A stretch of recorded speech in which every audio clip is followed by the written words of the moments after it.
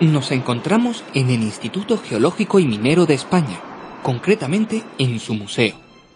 En él se guardan algunos de los mejores ejemplares de minerales de España y también del resto del mundo. Hola, me llamo Gea y vivo aquí, en el Museo Geominero. Os vamos a contar un relato de millones de años, la larga historia de la formación de las rocas en la Tierra.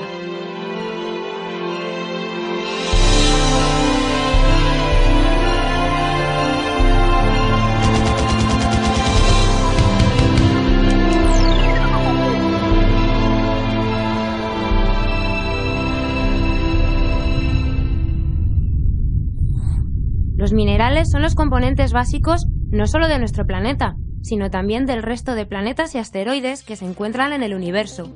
¿Pero qué es un mineral? Podemos definir mineral como un elemento o compuesto químico que tiene estructura cristalina y que se ha formado como resultado de procesos naturales. Los minerales se agregan unos a otros para generar los cuerpos sólidos que conocemos como rocas. Los minerales que forman las rocas pueden ser diferentes, aunque algunas rocas tienen solo minerales de un mismo tipo.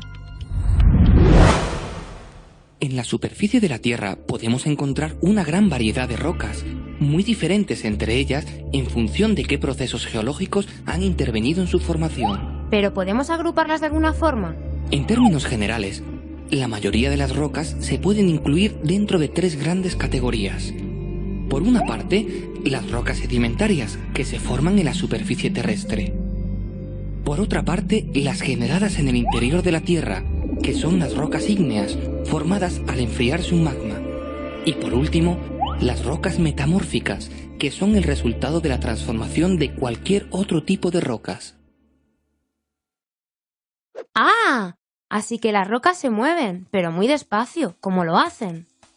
Para comprender cómo las rocas pueden moverse y transformarse unas en otras, tenemos que considerar la estructura de la parte más externa del planeta, es decir, la litosfera, formada por la corteza y la parte superior del manto terrestre, la astenosfera.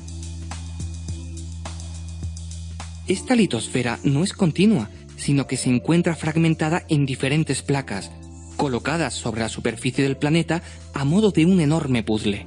Las placas se regeneran constantemente, es decir, tienen zonas donde se produce litosfera, mientras que en el extremo opuesto las placas se destruyen.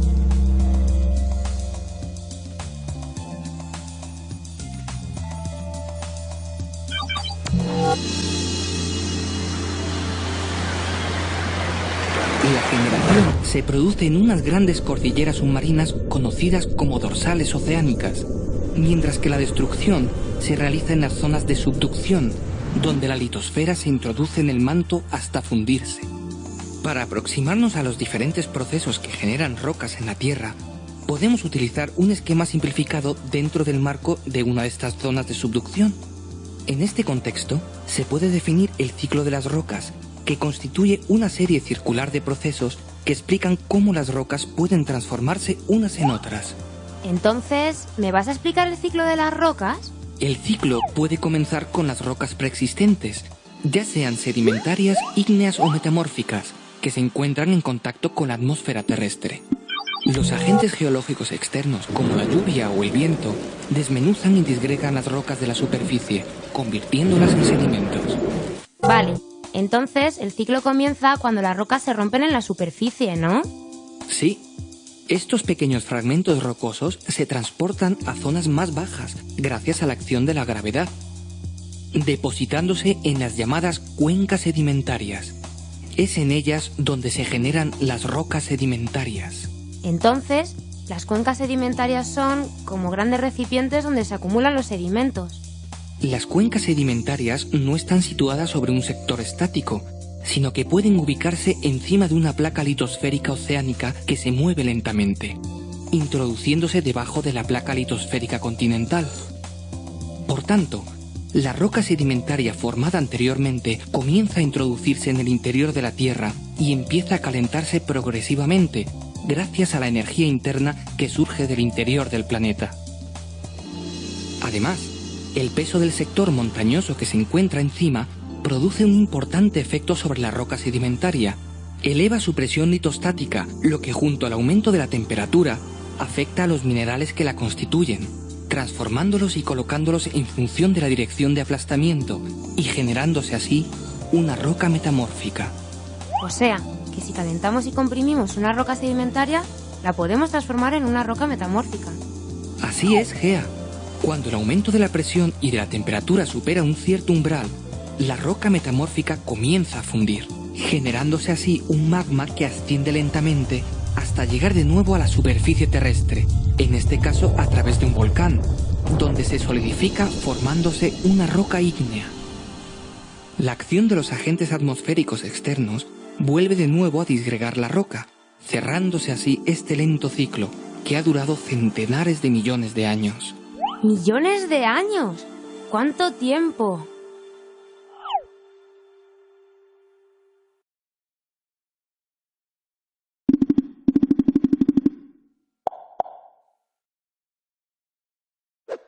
A mí me gustaría saber algo más de las rocas. ¿Me puedes contar cuántos tipos hay de rocas sedimentarias? Las rocas sedimentarias se forman en la superficie de la corteza terrestre y pueden ser de tres tipos: detríticas, químicas y orgánicas. Las rocas sedimentarias detríticas se forman a partir de procesos de erosión, transporte y sedimentación de granos de minerales o de rocas, llamados clastos, que viajan desde las áreas fuentes generalmente elevadas hasta las cuencas de sedimentación que se encuentran a una menor altitud. El proceso se realiza por la acción del aire, el hielo o más comúnmente el agua, apoyado siempre por la fuerza de la gravedad. Así que es el agua el agente más importante para formar estas rocas, ¿no? Sí, el medio acuoso puede transformar clastos con tamaños muy variables, desde pequeñas partículas en suspensión hasta voluminosos bloques. La energía del agua disminuye progresivamente desde las zonas con mayor pendiente hacia las zonas más bajas, por lo que en la cuenca de sedimentación los sedimentos más gruesos alcanzan poco recorrido, depositándose cerca del continente y generando las rocas sedimentarias conocidas como conglomerados. Los sedimentos de tamaño medio avanzan algo más, formando las areniscas. Por último, las partículas más pequeñas, es decir, las arcillas, alcanzan la mayor distancia sedimentándose a gran profundidad lejos de la costa y formando las rocas sedimentarias conocidas como lutitas. ¡Qué curioso! En las zonas más profundas solo hay lutitas. Bueno, no solamente.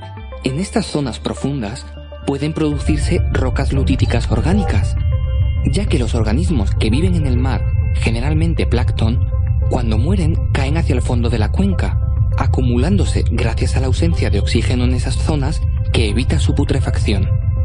Esta materia orgánica se mezcla con los sedimentos arcillosos y posteriormente comienza a transformarse cuando la acumulación de capas sucesivas hace aumentar la temperatura de la roca, generándose así el petróleo, que puede migrar en estados más avanzados hacia rocas porosas que constituyen las rocas almacén de petróleo. ¿Y las rocas sedimentarias químicas se llaman así porque se forman en un laboratorio? No, Gea, no. Las rocas sedimentarias químicas se forman a partir de la precipitación de ciertos componentes químicos disueltos en el agua. Por tanto, a diferencia de las rocas detríticas, las partículas que constituyen una roca sedimentaria química se forman en el mismo sitio donde se forma la roca, es decir, en la cuenca de sedimentación. Por ejemplo, el yeso se forma en ciertos lugares donde el agua permanece estancada. La evaporación concentra el sulfato cálcico lo suficiente para que precipiten pequeños cristales que caen al fondo por gravedad, acumulándose así pequeñas capas que pueden dar lugar a grandes espesores si el proceso se repite varias veces. Entonces, ¿la roca sedimentaria química más abundante es el yeso? No, las más abundantes son las calizas, que se generan a partir del carbonato cálcico que se encuentra disuelto en el agua. Este compuesto químico proviene en muchos casos de la disolución previa de restos de caparazones